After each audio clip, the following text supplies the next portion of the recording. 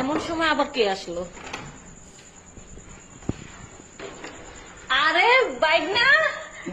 মামি ভালো আছেন? হ্যাঁ বাবা ভালো আছি, তো হুট করে না বলে। মামি হঠাৎ শহরে তৈব 3-4 দিন থাকতে হইব তো, তাই বউরে নিয়ে এলাম। ও আচ্ছা আচ্ছা, ভালো আছো? হ্যাঁ। ভিতরে আসো ভিতরে আসো। আচ্ছা যাক ভালোই হয়েছে। শুনো, এটা হলো আমার মামি, তুমি তো কোন দেখো নাই। মামি এই ঢাকা শহরে থাকে। আরে দাঁড়িয়ে কেন, বসো বসো ভিতরে বসো। বসো। যাও।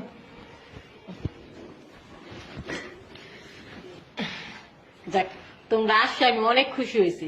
তাছাড়া আমি বাড়িতে একা একা থাকি, একা একা মন ভালো লাগে না। যেহেতু তোমার বউ আসছে, একটু গল্প টল্প করুম, সারাদিন সময়টা কেটে যাবো।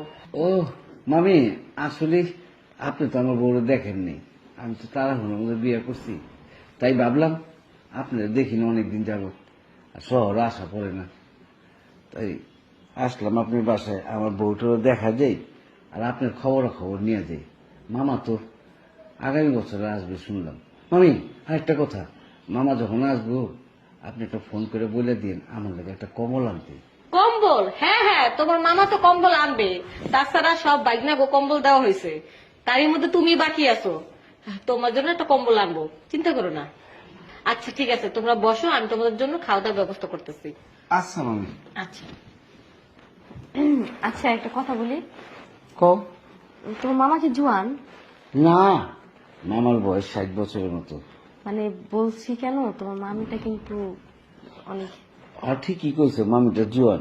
এই যে তোমার, আমি তো বুড়া কালে তোমার বিয়ে করছি না, তা আমার মামাও বয়স্কের কারণে মামিরে বিয়ে করছে, এই কারণে মামি জোয়ান দেখা যায়। কিন্তু দুঃখ হয় কি জানো, মামিটারে দেখে মামি কেমনি যে একলা থাকে। হয়েছে, এত দুঃখ করতে হবে না। তোমার চরিত্র সম্পর্কে আমার ভালো করে জানা আছে। মামির বাসায় এসো, সাবধানে থাকবা। আহা, মামির আপদ বিপদের কথা বললো, ওইটা কি দোষ? হ্যাঁ, মামির একটা অসুবিধার কথা কইরা তুমি ফুট করে উঠে গেল, তোমাকে মাইয়া যা বলি এরকম। হয়েছে, ওয়াশরুমে যাবো, আসো। চলো।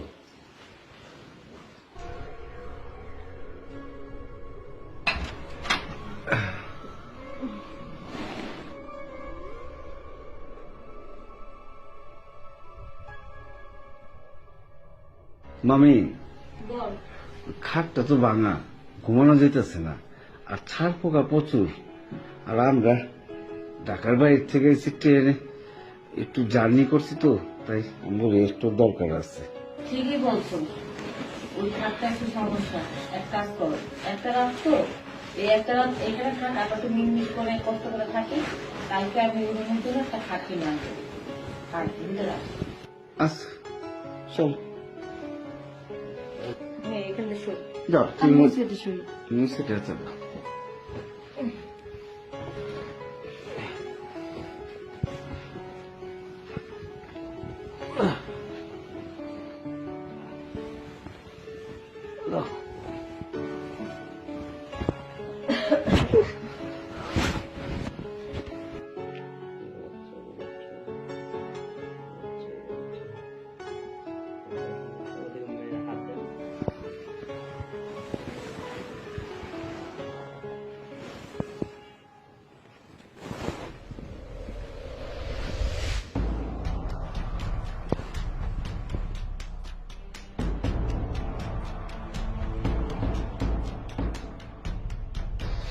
আহা বাইক না, এইসব তুই কি করতেছস? আমি না তোর মামি হই। হ্যাঁ মামি, আস্তে কথা কন। আমার বউটা জায়গায় গেলে মান সম্মান কিছু থাকবো, আপনারও থাকবো না, আমারও থাকবো না। আরে তাই তো কইতেছি, তোর বউ পাশে শোয়া, মান সম্মান যখন থাকবো না, তো এই কাজ করার দরকার নেই। সত্য আমার সামনে থেকে। মামি, আমি জানি আপনার কষ্টটা, একলা থাকে, মামাও 5 বছর ধরে বাইরে, সেই কারণে আমি একটু আপনার আদর যত্ন করতেছি। না আমার কোনো আদর করা লাগবে না, তুই ছাইড়ে থাকবে। মামি, আধা কাম অলরেডি হয়ে গেছে গা, আর একটু বাকি। ঠিক আছে? আচ্ছা ঠিক আছে, আধা কাজ যখন কইরা ফেলাস, বাকি দিয়ে কইরা ফেলা, তোমার আস্তে আস্তে ধাক্কা দিবি। আচ্ছা, টের পাইব না কেউ। আচ্ছা।